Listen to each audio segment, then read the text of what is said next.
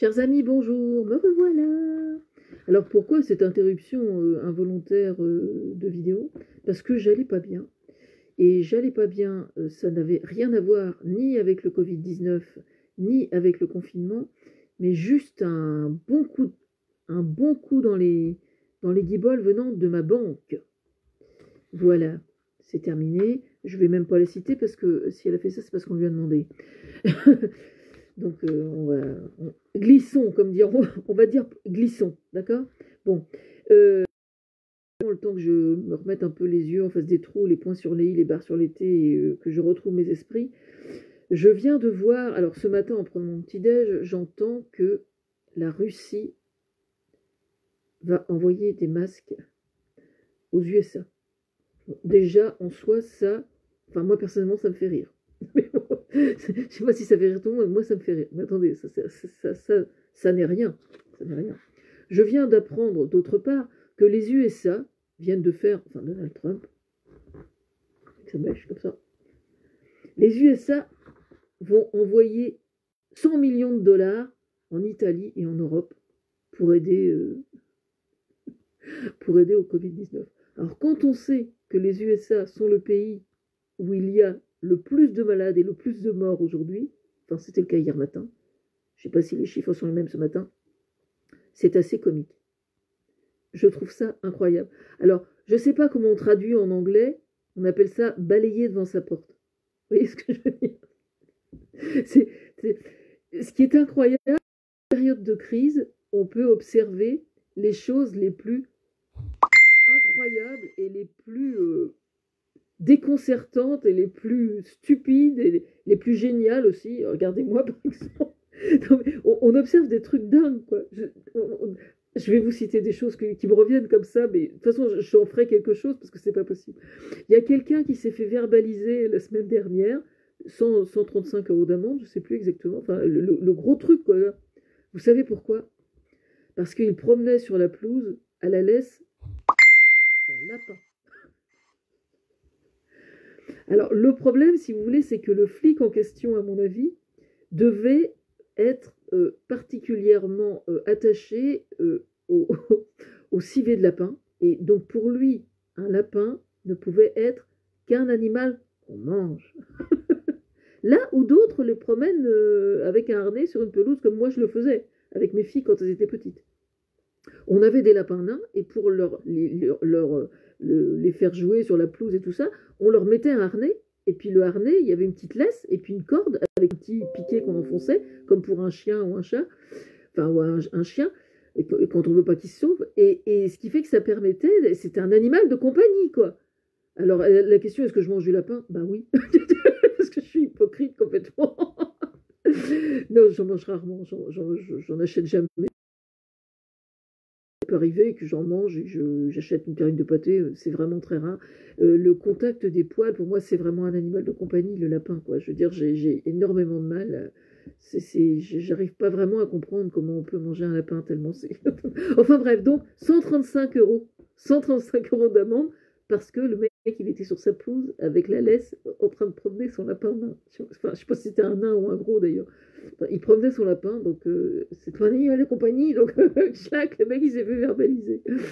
Bon, c'est incroyable. Alors, dans le style aussi, il y a quelques jours, comme je n'allais pas bien, j'ai pas pu rebondir dessus, le mec qui s'est fait verbaliser parce que il était addict au sexe.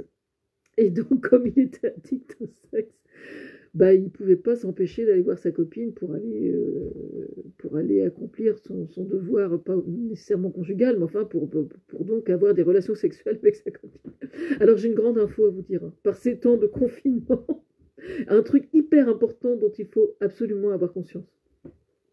Depuis des millénaires, on nous dit que la masturbation rendrait fou, que ce soit pour les hommes ou pour les femmes, hein. Alors qu'on se rassure, hein, ce ne sont que des ragots, hein. Vous n'avez absolument rien à craindre à vous masturber. Le sopalin est toujours à disposition. Mais je veux dire que le mec dans sa bagnole dise au flic, mais il n'est pas au courant qu'il peut soulager ses pulsions sexuelles tout seul dans son coin. Il est trop con pour comprendre ça. Et je trouve ça tellement incroyable enfin, je sais pas, le flic, je sais pas comment il a réagi quand il a vu ça. Mais qu'est-ce qu'on peut faire d'autre que de se marrer à entendre des conneries pareilles, franchement. C'est dingue. Mais c'est fou parce que je suis en train de travailler sur le masculinisme ces temps-ci. Mais je veux dire, quand on étudie le masculinisme et puis qu'on est confronté à des situations aussi incroyables dans le style démonstration de la bêtise humaine, c'est incroyable, quoi. Je veux dire, c'est interpellant. Quelque part, c'est très interpellant. Alors, au niveau conneries humaines, si vous voulez, particulièrement chez les hommes, vous avez donc Donald Trump ce matin qui annonce qu'il envoie 100 millions de dollars en Italie. Alors, pour balayer devant sa porte, il faut prendre un balai. Il ne faut pas prendre l'aspirateur.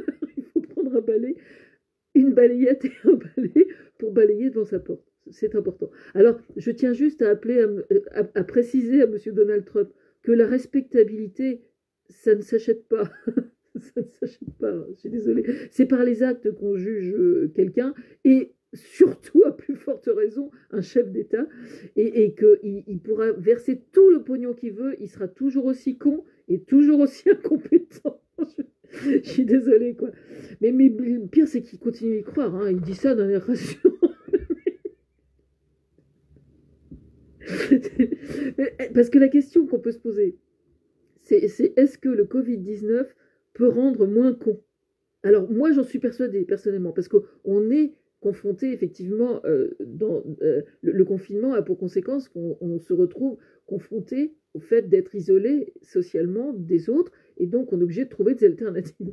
Mais la question c'est est-ce que pour les gens qui sont aux responsabilités, le problème est exactement le même ou pas?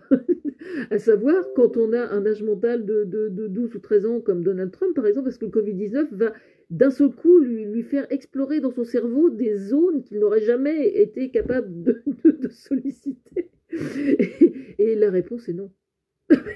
C'est ça le problème, c'est que dès l'instant qu'en plus il est riche, quand on est très riche, on est encore plus prédisposé à ne pas solliciter la zone du cerveau en question. C'est ça le problème. Quand vous êtes pauvre encore, vous n'avez pas le choix, vous êtes bien obligé de solliciter ces petites zones qu'on a du mal à solliciter. Mais lui, à partir du moment où il a le pognon, il est persuadé que même en tant que Covid, avec le Covid, le pognon va toujours lui permettre de devenir respectable. Je ne sais pas comment dire, c'est incroyable. Enfin bref, bon, ensuite. Alors donc, bon coup de balai. Hein. Alors le problème, c'est que balayer devant sa porte, la Maison Blanche, il doit y avoir des marches et tout, donc ça va faire du boulot. S'il faut qu'il balaye devant sa porte toutes les conneries qu'il a pu faire depuis qu'il est au gouvernement, il va avoir pas mal de travail quand même. Mais j'imagine quand même que les femmes de ménage et tout ça dans la Maison Blanche vont les regarder par la fenêtre et ils vont trouver ça amusant de voir Donald Trump avec le balai pour balayer devant sa porte. Non mais il faut faire travailler votre imaginaire. C'est important. Bon, on assiste à un truc qui est incroyable, hein, parce qu'évidemment ce matin, la première réflexion que je me suis faite, c'est d'entendre que la Russie allait envoyer des masques aux USA. Déjà, ça c'est marrant, mais on apprenait en même temps qu'il y avait, attendez, des masques commandés par la France, rachetés. Excusez-moi, c'est terrible. Tout le monde manque de masques, mais on ne peut pas faire autrement que de rire. Des masques commandés par la France, rachetés sur le tarmac en Chine par les Américains. C'est-à-dire qu'on en arrive au point où ça n'est plus le dollar qui va commander la politique internationale. On va bientôt payer ses courses en masque. C'est-à-dire que le masque est quelque chose de tellement emblématique aujourd'hui que ça va en devenir une monnaie d'échange. C'est interpellant, ça. Je veux dire, c'est dingue, quoi. Alors, c'est vrai que moi, on n'arrête pas toujours de nous fourrer sous le nez tous les trucs qu'on aimerait bien que je promeuve, parce que si je le promeux, il paraît que c'est important. Bref, le carnaval de Venise, ça y allait. Puis je gueulais à chaque fois, parce que dès l'instant que tout le monde se rue sur quelque chose, si vous voulez, moi, systématiquement, je fais l'effet inverse, quoi. Le meilleur moyen de me faire fuir un truc, c'est de me dire d'y aller, quoi. C'est l'esprit de contradiction, enfin, je peux pas vous dire. Bref, le carnaval de Venise, j'en avais juste ras le cul. Et l'histoire du masque, de façon générale, j'ai du mal avec ça parce que justement, c'est le contraire sur le plan de la communication, c'est le contraire de l'authenticité par définition. Donc, ça me fait l'occasion, je vous recommande d'aller réécouter sur France Inter ce matin le témoignage du monsieur d'une EHPAD sur France Inter qui a été vraiment extrêmement touchant.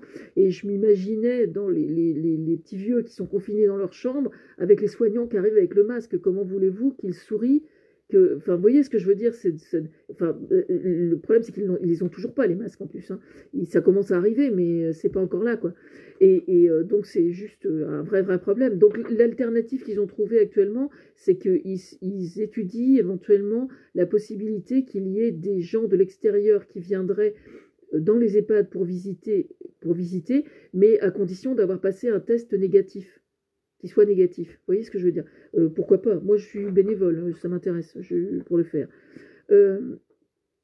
Alors oui, donc je reviens toujours au carnaval de Venise, évidemment, et ça me rappelle au début du confinement, il y a eu une photo qui avait circulé sur les réseaux sociaux où on voyait les canaux de Venise avec une eau super claire et puis les cygnes qui s'esclaffaient, n'ayons pas peur des mots.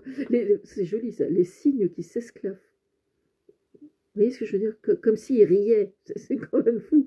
Les cygnes s'esclaffaient, évidemment, les gondoliers dégagés, c'est-à-dire qu'il n'y a plus rien, évidemment. Et donc, du coup, comme partout, on respire beaucoup mieux. C'est provisoire, hein, on sait bien. Et puis, c'est surtout...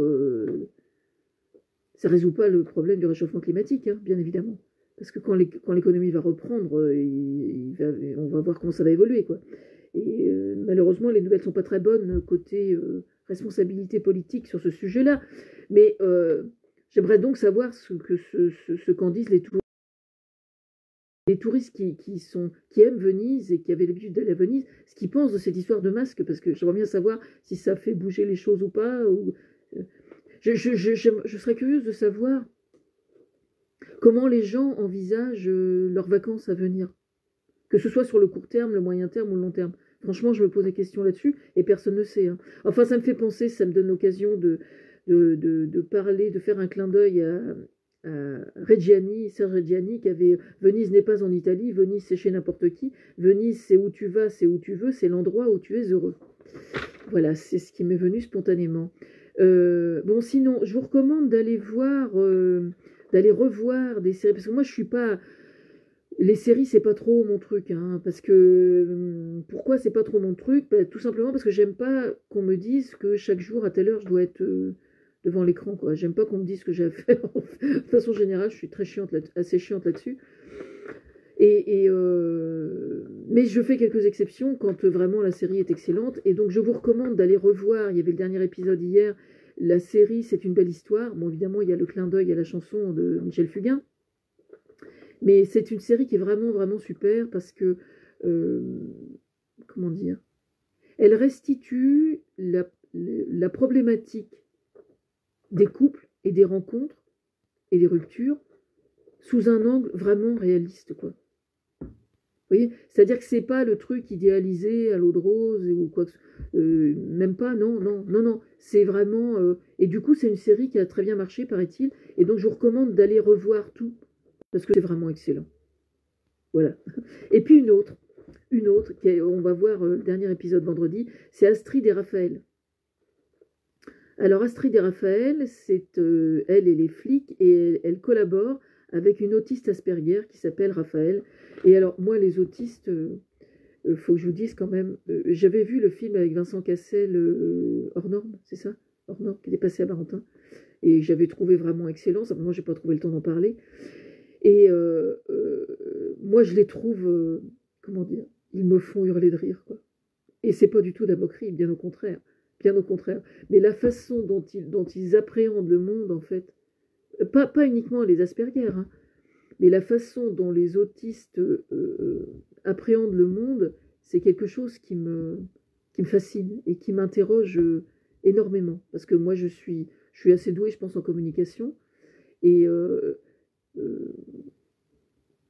je pense que le don que j'ai pour la communication me fait mettre surtout au premier, comment dire, comme première préoccupation, à quel point c'est énigmatique, à quel point c'est essentiel, quel que soit le degré la personne avec qui on doit communiquer, que ce soit au sein de la famille, que ce soit au sein du couple, que ce soit dans le milieu du travail.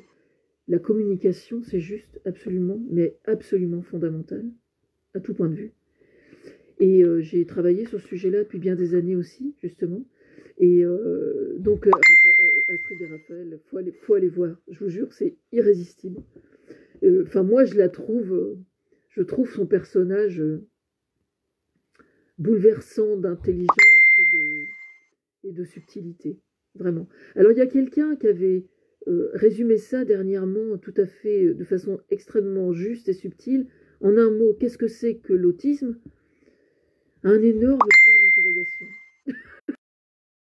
C'est-à-dire qu'en fait, c'est un domaine qui est extrêmement méconnu.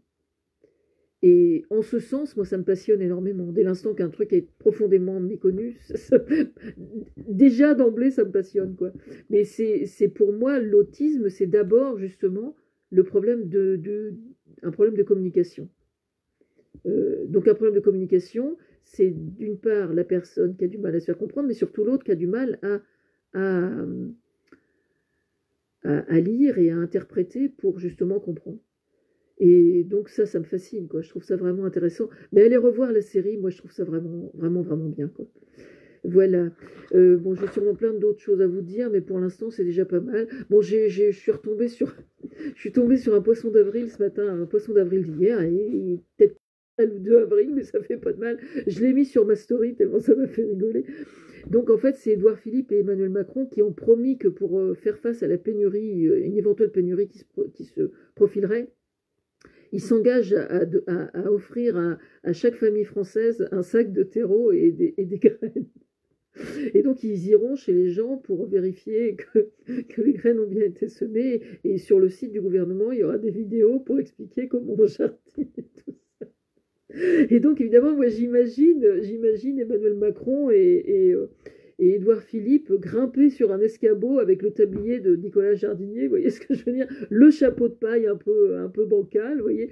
Et puis ils sont en train de cueillir des prunes de monsieur au mois de juin. Voilà, ça c'est fait. Bon, oui, alors je fais mes vidéos de moi. J'ai un très bel ordinateur tout neuf, alors je suis un peu long à démarrer aussi parce que je dois le configurer plein de trucs dessus et donc évidemment ça prend du temps. Mais surtout quand je fais la vidéo sur mon smartphone, vous voyez mon superbe plafond et je trouve que ça... Enfin moi ça me fait du bien de le voir dans mes vidéos, donc je vous demande pas si ça vous plaît ou pas, c'est comme ça.